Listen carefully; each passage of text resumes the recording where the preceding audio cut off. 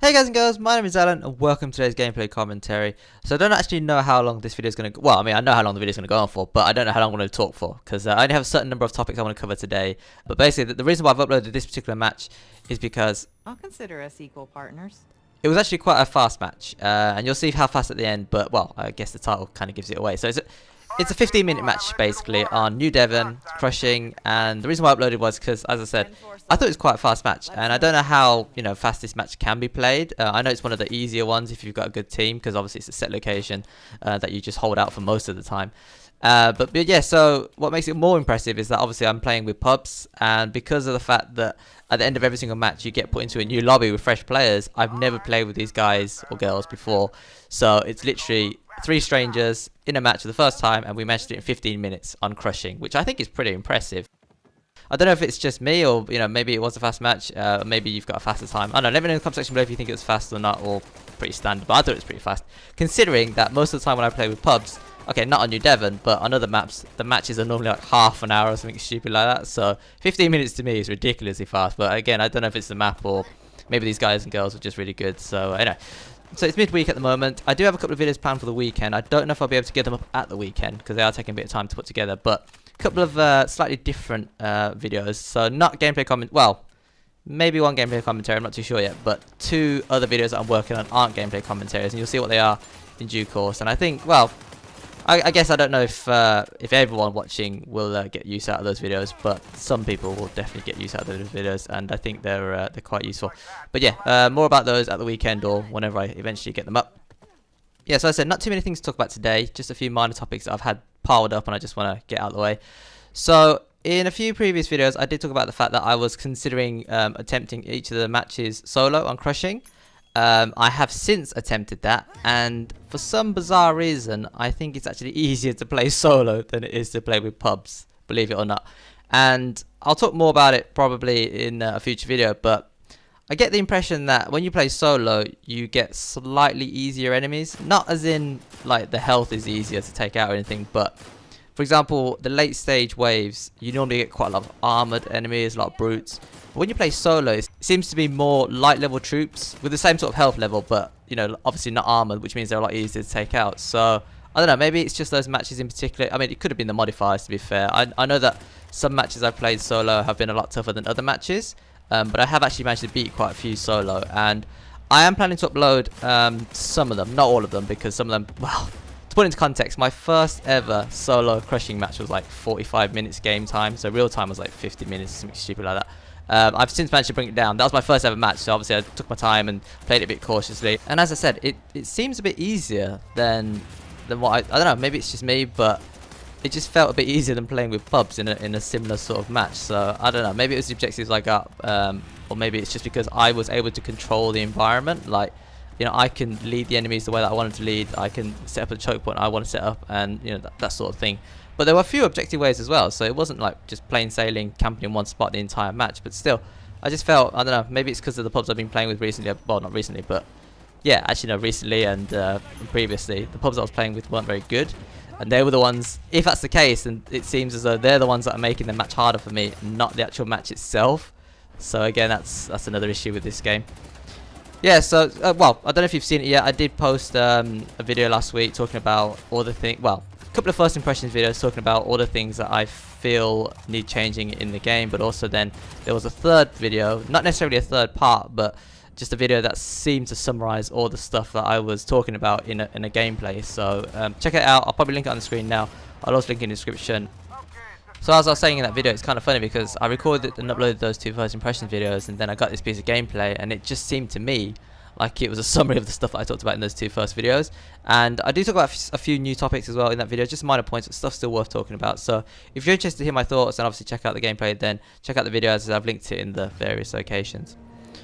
Right, so the next thing I was going to talk about is the fact that I sort of been a bit hit and miss on the uploads of late, and part of it is down to the fact that I was uploading The Lost Legacy on my Players channel, the full gameplay walkthrough, and I'll admit it damn near killed me doing that because I was posting like 3 videos a day, and okay, maybe it was me and I'm not particularly good at what I do. Well, I don't know, I'm alright at what I do, but I suppose I could be better. If it was a day job, then I probably could be better, but obviously I do this as a hobby, so I'm just, I'm okay. I'm not great, but I'm okay at what I do. and basically it just took a lot of time and effort. So I don't know how other people make their videos, and I don't know what your perception is of how how they or I make videos. I'm not saying I'm a big YouTuber or anything, but I assume everyone goes through a similar sort of process. So the way that I would do it is, first of all, I record the gameplay. If it's a live gameplay, then obviously I always proof watch the footage back before I do any editing, just to make sure that it's good, and then I edit, obviously trim it down if necessary, and then that's ready to be rendered. Just before I continue with what I was talking about, as you saw there, we did get a wave restart. Probably my fault. I did hold my hands up. I did send him a message afterwards apologizing for it. And basically, I was on top of the box, and I probably should have jumped down when I was getting weak, but I thought I'd stay there. I did get down. I should have rolled off the edge, but again, I stayed up there. My thinking was, if the two managed to go behind, they could, because they can still revive you when you're on top of the thing. But because of a glitch, if you get revived when you're on top and then you move away and you fall off in between, then it basically resets the revive. It's a bug. It's a glitch. They're aware of it, but I don't think they're going to fix it. It's not massively game breaking, but unfortunately that means that I interrupted the revive. I interrupted my own revive because I thought they weren't going to pick me up on top of the crate. So that got reset, and then third got downed, and second couldn't get away, and before you know it restarts. So unfortunately that was down to me, and I said I did send them an apology, but I did watch it back, and it only cost us about 40 seconds. So we managed to beat the wave quite quickly, and it's a shame because we could have done it in. I said the match time would have been 40 seconds quicker, so that's a bit of a shame. As I said, I did hold my hands up and take ownership of that mistake, but the rest of the game went fairly smoothly. That's all it takes sometimes in survival. Just one moment of recklessness, and it can cause a restart. And I've seen it happen a few times. Usually it's not myself that's causing it, so as I said, it was a bit of a shock that I caused it, but as I said, I did apologise, so hopefully no bad feelings between the players. But yeah, so what I was talking about, so yeah, even if I record a gameplay live, I'll still need to watch it back to make sure it's okay, and then I make any trims as necessary, because usually videos are quite long, and I could upload the entire thing, but for the most part, I imagine you don't want to watch the crap in between, and also if it's stuff that doesn't need to be in there, like the loading screens and stuff like that, then I'll cut those out if necessary, just to make the video a bit shorter. Because obviously, as I said, you don't need to. The whole point of you watching someone else play is that they get to the nitty gritty, and you don't have to. That's, in my opinion, that's what a gameplay walkthrough is all about. You just want to be there for the story. You don't want to be there for the loading screens and all the rest of it. I mean, yeah, obviously I'll put the settings in at the start, but that's usually the only thing that I put in that's kind of filler. The rest I'll trim to save you a bit of time, but also it saves me a bit of time having to render a short video, well, marginally shorter. We're talking a few seconds here and there, and of course it's a little bit shorter to upload as well. So that's how I do my gameplay walkthroughs. When it comes to gameplay commentaries, the process is a little bit different, but just as time consuming, if not more so. So obviously I record the gameplay first. I don't usually do live gameplay commentary, so I just got the gameplay, no commentary, and then I need to first of all watch the footage back to make sure it's decent. And once I'm happy that the footage is decent and entertaining, then I need to think of topics to talk about, and that process usually involves making notes or a list, and then notes that go with that list or whatever. So that takes a bit of time, and then obviously I need to record it, and once I've recorded, usually I need to listen to it at least twice just to cut out any rubbish. Any times I've waffled on, I'll cut that out, and just make sure again that the commentary is interesting, because obviously when you make a video, you kind of want people to be interested for the entire duration and not just lose interest halfway through. At least that's important to me. When I record anything, I set a standard for myself that if I'm not interested in it, then probably no one else is going to be interested in it. So I'll only post a video once I'm happy that I think it's decent, as I said, for myself at the very least, from start to finish.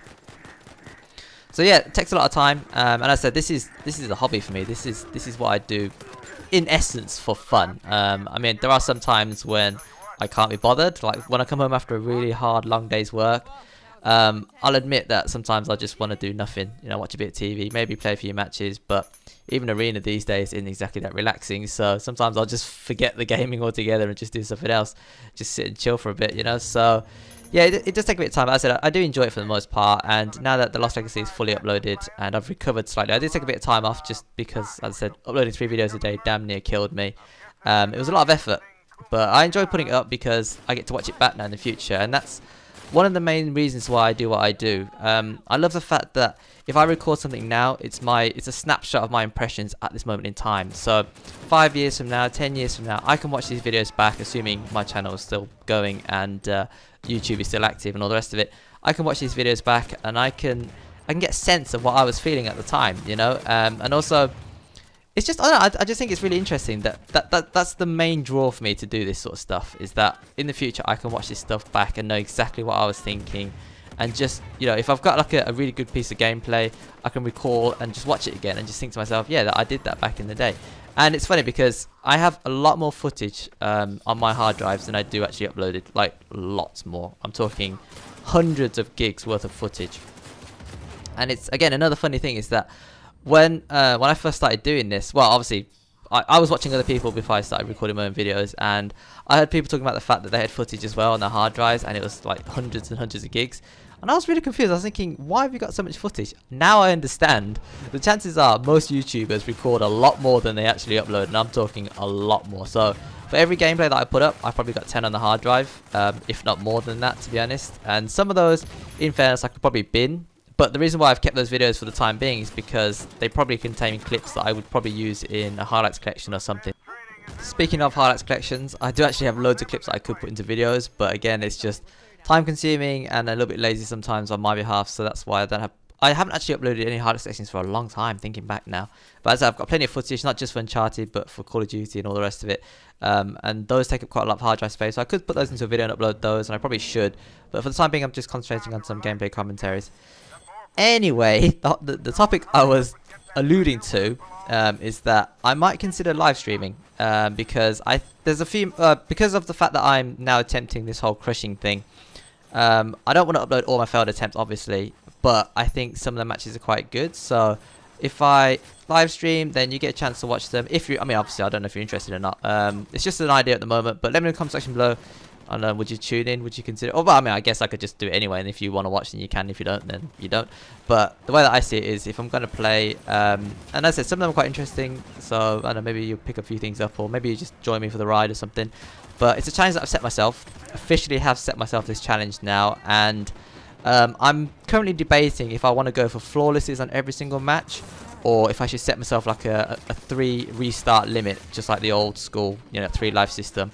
So I'm currently debating, but I have managed to complete at least one match solo flawlessly, so it's possible. It's definitely something that I could do if I set the challenge, but it's just whether or not it was a one-off. So I'm going to play a few more matches and decide, but definitely crushing solo is what I'm going to go for on every single map, and I will of course post those successful attempts onto the channel as a whole. But what I was thinking of, instead of uploading all my failed attempt, I would just live stream it, and then you can see my failed attempts in action. And then if I do happen to get a success, then I will of course post that to the channel. But that's just an idea at the moment, so yeah, let me know what you think. This wave is really not going well for me at the moment. I'm constantly getting down. Fortunately, my teammates are playing the objective and sticking close, so they're picking me up. And I'd like to think that me getting down in the process of completing the objective is actually helping towards the end goal, so it's not just fruitless dying like some pubs do in survival stages. I also considered streaming some public matches, but I just don't think it would work that well because my internet's not great. I mean, it's enough probably to live stream, but to live stream and play games, I'm not too sure if it would handle it too well. I probably could do it, but then something would definitely suffer, either the quality of the stream or the quality of my connection in matches, and I definitely don't want that to be affected. And if I'm going to stream, I want it to be semi-decent quality, otherwise there's no point you guys and girls watching, if at all you decide to tune in. So yeah, I'm probably going to try and get that set up. If you're on Twitter, you can follow me if you want, and I'll obviously tweet it when I decide to stream, but I'll also give you a heads up on the channel as well. It's not going to be anytime soon, maybe next week at the earliest. I'm busy this week, so I can't do it, and it'll probably be during a weekday as well, because as I said, I work in retail, which means working on weekends, and I don't really want to stream after a long day's work because I probably wouldn't be that entertaining or put in a very good performance in the matches either. So it'll probably be a Thursday, Friday. Those days are usually quite quiet for me because that's essentially my weekend. I work Saturday, Sundays, but I do have Thursday, Friday off. So yeah, wait and see. As I said, I will of course give you some notification beforehand if I decide to do it. Well, when I decide to do it. I definitely want to try it. Even if I don't like it or if I don't want to continue it, I definitely want to try it just to say that I've done it and experienced it. That's one of the things that I also like about YouTube, is that it's pushing me to things that I've never thought about doing before. Like I've only really been doing this for a couple of years, but I've learned a lot in that 2 years. Just, you know, how to edit some videos, how to use the software that's associated with it, make thumbnails, you know, do tags, videos, descriptions, stuff that I wouldn't have otherwise have learned. And I guess it's not all essential life knowledge, but I don't know, you know, sometimes when you enjoy something, it's nice to know how it works behind the scenes. So if I watch YouTube videos now, I understand what goes into making one. I understand what it takes to make a thumbnail, and you know, I just think it's interesting. So if I try Twitch and if I don't like it, well, at least I know how it works. And when people talk about Twitch, I'll be like, yeah, I've tried it. You know, I know how it operates. I know how you do it. Blah blah blah. So yeah, if anything, I would have learned something, even if I don't enjoy it. Well, I would have learned that I don't enjoy it. So I guess that's something as well. Anyway, so moving on to my next topic, and I think it's probably going to be my final topic. I don't know if there's anything else I need to talk about afterwards. But basically, as part of the crushing solo challenge that I've set for myself, one of the things that I'm really struggling with is getting a new map into rotation. So I'll finish a match, and then for some reason it will load either the same one, or it will load one of 3 matches. So I've played a ridiculous amount of times Prison, New Devon, and Pirate Colony, and I don't know why, but those 3 matches seem to come up so often for me. Not just in my private solo matches, but in public matches as well. I really don't understand why these maps are so common. Is it just me? I mean, are you guys and girls experiencing the same thing? Or maybe there's 3 certain maps that you always see? And it's got to that point now where I don't even want to play these maps anymore. I've played these so much during the survival stages, you know, earning my crushing emblem, that I just don't want to play these maps anymore. I really don't. I'm just bored and fed up with them. And so, unfortunately, it does mean that I'm rage quitting out of matches just as they start sometimes. Which I don't want to do, because as I said, I don't really like rage quitting, but I don't really want to spend half an hour playing a map that I don't have any interest in playing. And also, if it's a crushing solo attempt, if I've already done it, if I've already beat it, then I don't want to do it again. I mean, yeah, okay, I could go for a flawless, but as I was saying earlier, I want to experience other matches first to determine whether it's possible to go for a flawless on other matches, or is it just on certain maps. So it's not really helping me to get to that situation. Yeah, so I don't know, I really hope that Naughty Dog will implement a private pick your own match feature soon. As I said, I think it's because the game is fairly new and they don't want people to play, you know, as a private party all the time on certain maps, but it's definitely a bizarre decision. I don't understand. I genuinely don't understand. One of a couple of many very questionable decisions they've made about the game. But it's a feature that, you know, is possible in all the other previous games. In Uncharted 2 and Uncharted 3, you can pick your own stages, and you can also pick it in survival stages. So I don't really understand why they wouldn't allow us, or can't allow us to do it in arena, which is really bizarre. So it's an unnecessary complication towards my challenge. So I don't really understand. At the moment, I've had to quit out of so many matches, and I spend like 4 or 5 minutes maybe loading each match in, so it's a waste of my time, you know, and stuff that I could be doing something else. So I don't know, it's just a bit bizarre, and I hope it gets fixed in due course. Right, so that's all the main topics that I wanted to talk about today. I could end it here, but there are just very, very minor topics I can talk about, and I suppose one of them is that this wave that we just had, enemies dropping nades.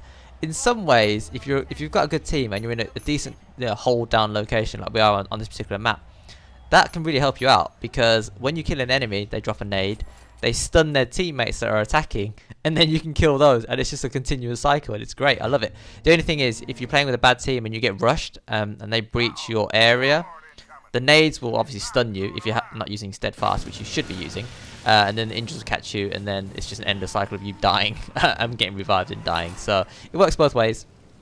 Right, so as you can see, wave 10 is Adam Baldridge, and I think he's probably the easiest boss that you can get, followed by maybe the Indra boss, or possibly Avery's Indra boss, you know, the other one. But yeah, so I'd rather see those 2 come up than the other 3, and I definitely don't want. I hate seeing the Hydra wave come up with pubs. I mean, it's kind of hard on its own, but when you're playing with bad players who just run around, and it's just, it can be completely awful. Anyway, as you can see, for some reason, Baldridge did die pretty much instantly. That happens quite a lot on this map, and on this map almost exclusively. I mean, I've seen it happen on a couple of other maps as well, but this map in particular happens very frequently, but I'll take it. And it contributed a lot to how fast we managed to beat the maps, so I'm not complaining there. So as you can see, final game time was 15 minutes and 14 seconds. It would have been sub 15 had I not caused the restart of Wave 3 Siege, but it is what it is. As I said, I did apologise, and it was still a quick time overall, so hopefully no bad feelings from the other 2.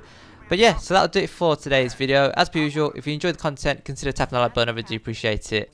And as always, if you've got any thoughts you'd like to share with me regarding anything I've talked about today, let me know in the comment section below. So yeah, would you be interested in watching me live stream? I mean, I'll probably do it anyway, but if you're interested, then I'll be sure to give you more of a heads up than I would do if I just suddenly decided to give it a try. And also, are you having the same problems as I'm having with the same maps occurring over and over and over again? Please, Naughty Dog, sort it out. Let me have the option to pick a match that I want to play.